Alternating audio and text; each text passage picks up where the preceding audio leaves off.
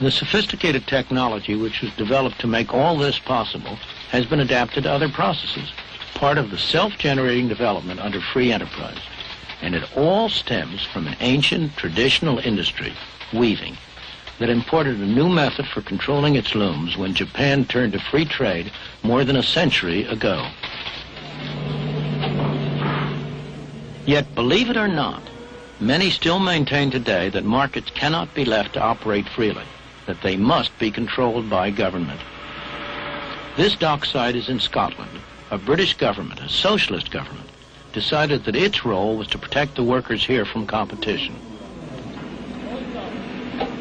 So down there in Govan shipyards, they're building these vessels for the Polish government. To get the order, the British government is using the money of British taxpayers to subsidize the work. In other words, British people are making these ships in order to sell them at a loss to the Poles. Not only the Poles, but also we in America benefit from this kind of philanthropy. The steel industry in the United States makes a fine product. Other countries do too. And their steel is often cheaper, sometimes because their taxpayers subsidize it. So why shouldn't the American consumer buy steel wherever he can get it cheapest, at home or abroad? The American steel industry works very hard, trying to persuade us that it's not in our self-interest to buy in the cheapest market. They urge the government to restrict what they call unfair competition, though of course they recognize that there are dangers in this. The dilemma of asking our government for assistance in this problem of unfair competition bothers many of us because the sword does cut both ways. But we believe that what we have attempted to do is far different than the kinds of direct government involvement that occur in many of the foreign nations around the world, where the governments provide direct financial assistance in the form of either ownership or loans or subsidies in some fashion or another. What we have attempted to do is simply to get our government to enforce United States laws against unfair competition that have been on the United States books. We draw a clear distinction between that and, for example, the several $100 million that the French government has granted to the French steel companies, or that the British Steel Corporation has received $1.3 billion for capital investment this year. So that while we are uneasy in any way interfacing with our government in what we traditionally believe are the free enterprise prerogatives, yet what we're only asking for is that the government enforce the laws that our Congress has passed. When anyone complains about unfair competition, consumers beware. That is really a cry for special privilege, always at the expense of the consumer. What we need in this country is free competition. As consumers buying in an international market, the more unfair the competition, the better. That means lower prices and better quality for us. If foreign governments want to use their taxpayers' money to sell people in the United States goods below cost, why should we complain? Their own taxpayers will complain soon enough, and it will not last for very long. History provides lots of evidence on what happens when government-protected industries compete with industries who have to operate in an open and free market. It's almost always the government-protected industries that come out second best.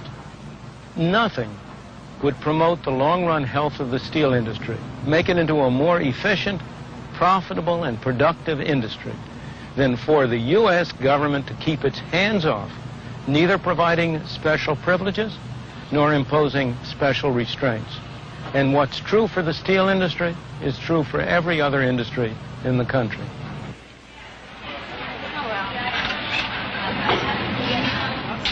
These women work in an industry that so far hasn't asked for special protection, the silicon chip industry. Every one of these small squares on this disc is a highly complicated, integrated micro circuit. An American technician examines them for defects.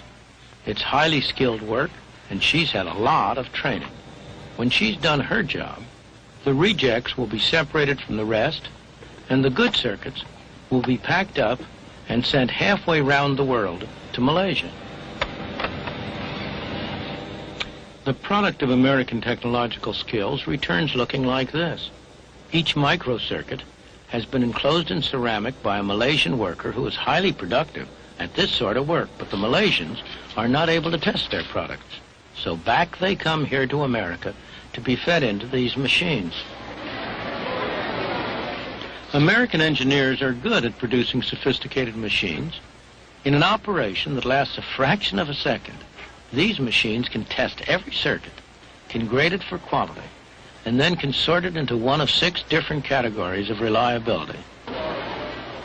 And that's not the end yet, because American silicon chips are exported to many countries where foreign workers assemble them. The final product is then returned to our stores, so that you and I, the consumers, can benefit from $10 calculators, as well as from a lot of other electronic devices that not long ago simply did not exist.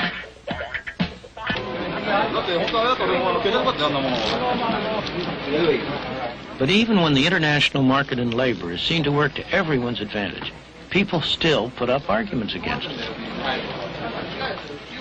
The usual argument against complete free trade is that cheap labor from abroad will take jobs away from workers at home. Well, what is cheap? The Japanese workers paid in yen, and American workers paid in dollars. How do we compare the yen with the dollars? We need some way of transforming the one into the other. That is where the exchange rate enters in, the price of yen in terms of the dollar. Suppose, at some exchange rate, Japanese goods are in general cheaper than American goods. Then we will be buying much from Japan and selling little to them. But what will the Japanese do with the extra dollars they earn? They don't want to buy American goods. By assumption, those are all dear. They want to buy Japanese goods, but to buy Japanese goods, they need yen. Calls will come in from all over the world to places like this, offering to buy yen for dollars. But there will be more offers to buy yen than to sell yen. In order to get customers, those offering to buy will have to raise the price. The price of yen in terms of dollars will go up. As you remember, that is what happened in 1977 and 1978. By late 1978, it took 50% more dollars to buy a given amount of yen than it had taken a year earlier. But what happens when the price of the yen in terms of dollars goes up? Japanese labor is no longer so cheap. Japanese goods are no longer so attractive to American consumers. On the other hand, American labor is no longer so dear to Japanese. American goods are more attractive to the Japanese. We will export more to them. We will import less from them. New jobs will be created in export industries to replace any jobs that might have been lost in industries competing with imports. That is how a free market and foreign exchange balances trade around the world when it is permitted to operate. As you contemplate this, you may come to agree with me that what we need are constitutional restraints on the power of government to interfere with free markets in foreign exchange, in foreign trade, in many other aspects of our lives.